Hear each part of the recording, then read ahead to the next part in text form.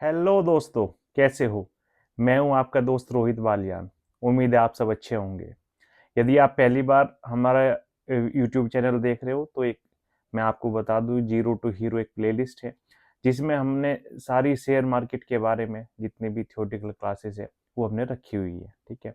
तो last part में हमने कवर किया था कि रेगुलेटर के बारे में, कि कैसे शेयर मार्केट जो है रेगुलेट होता है। ठीक है। आज का टॉपिक है डिफरेंट एंटिटी। जो शेयर मार्केट में डिफरेंट एंटिटी है वो किस प्रकार से काम करती है। ठीक है। और उन एंटिटी के लिए अलग अलग नियम कानून है। ठीक है।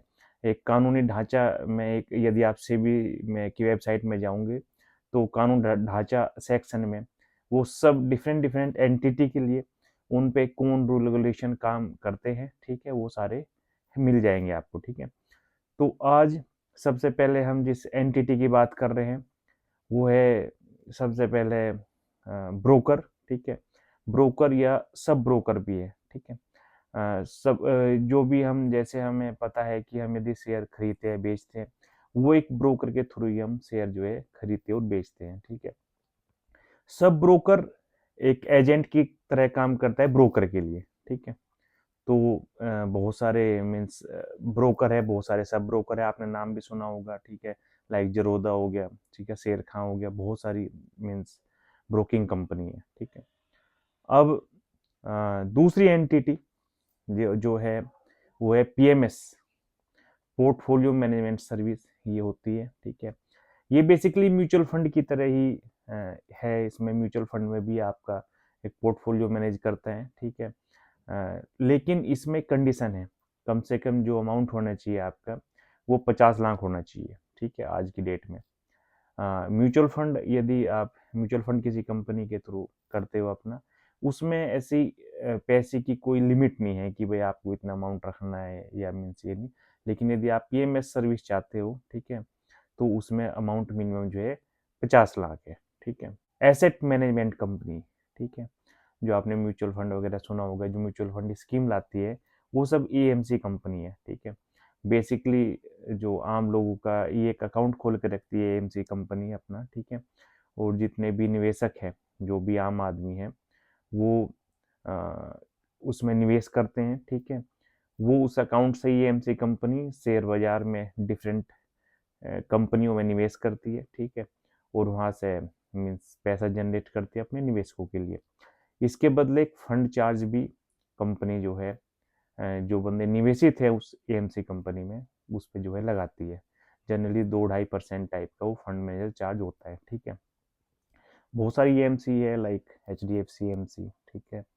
तो अ, इस प्रकार हम म्यूचुअल फंड वगैरह जो स्कीम देखते हैं सुनते हैं वो सारी की सारी एएमसी है। एसबीआई कैपिटल हो गया, ठीक है, रिलायंस कैपिटल है, सारी की सारी ये एएमसी कंपनी है। ठीक है।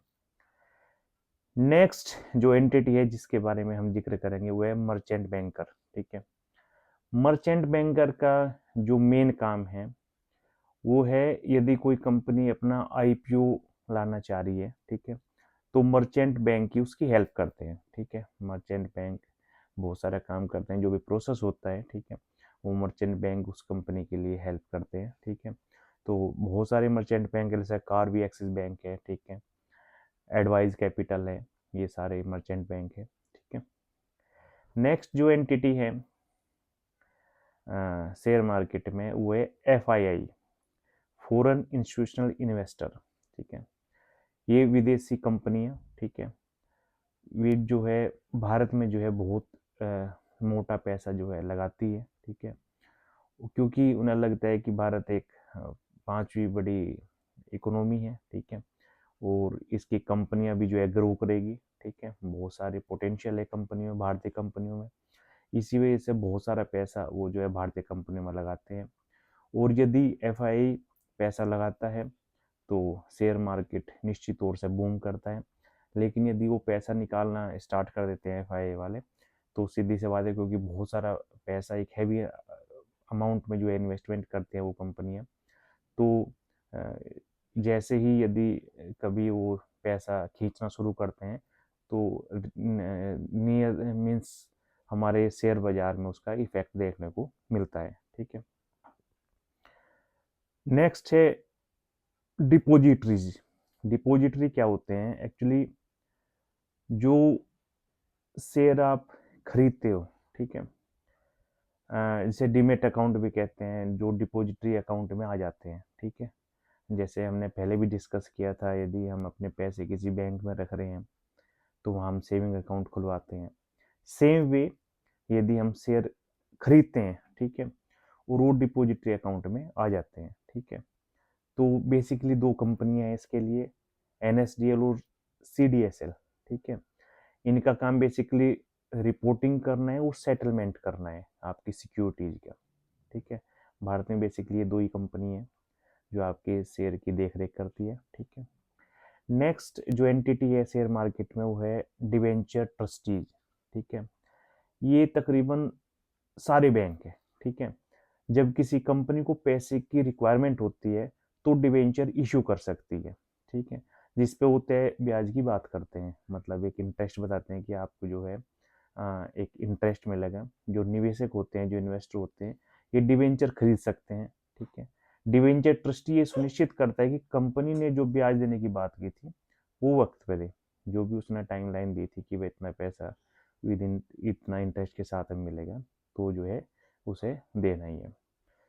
और एक प्रमुख एंटिटी जो शेयर मार्केट में है वो है क्रेडिट रेटिंग एजेंसी, ठीक है। आपने नाम भी सुना होगा, कंपनियां क्रिसिल है, ICRA है, ICRA केयर, ठीक है। तो ये बेसिकली क्रेडिट रेटिंग एजेंसी है।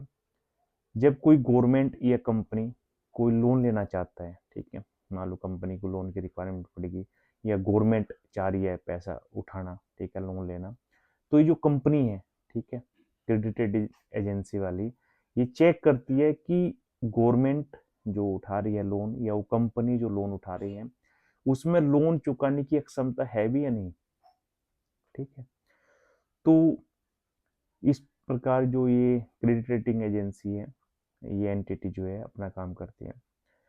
तो इस प्रकार हमने देखा कि शेयर बाजार में, ठीक है, जो डिफरेंट टाइप की एंटिटी है इधर, उनके लिए डिफरेंट रूल रेगुलेशन है, वो उस काम को जो है करती है। बेसिकली इन सब के ऊपर वो सेबी है, ठीक है, वो जो है चेक करती है कि सब एंटिटी अपना काम ध्यान से कर रही है या नहीं कर रही, ठीक है। तो आई होप कि आज आपको ये समझ में आया होगा, ठीक है। नेक्स्ट टॉपिक में एक नई टॉपिक में हम और बताएंगे इसके आगे, ठीक है। और एक बार फिर मैं अपने यदि पहली बार वीडियो देख रहे हैं, ठीक है, तो मैं उन्हें रिमाइंड करा दूं कि जीरो टू हीरो एक प्लेलिस्ट है हमारी, ठीक है। उसमें शेयर मार्केट के बारे में सारी थियोरटिकल नॉलेज आपको प्रोवाइड की जाएगी, ठीक है। ये सब फ्री ऑफ कॉस्ट रहेगा, कोई पैकेज सिस्टम नहीं है, कोई टिप्स नहीं है, कुछ नहीं है। यदि किसी बंदे को बिल्कुल जीरो नॉलेज है या फिर थोड़ी बहुत नॉलेज है तो वो हीरो कैसे बने, ठीक है, यदि आप सारे वीडियो क्रमबद्ध तरीके से देखोगे, then I hope you will get the knowledge, you will get the new things from here. So okay, हमारे once again I'm telling you कि हमारे चैनल को शेयर एंड सब्सक्राइब कीजिए, ठीक है। Okay, thank you very much.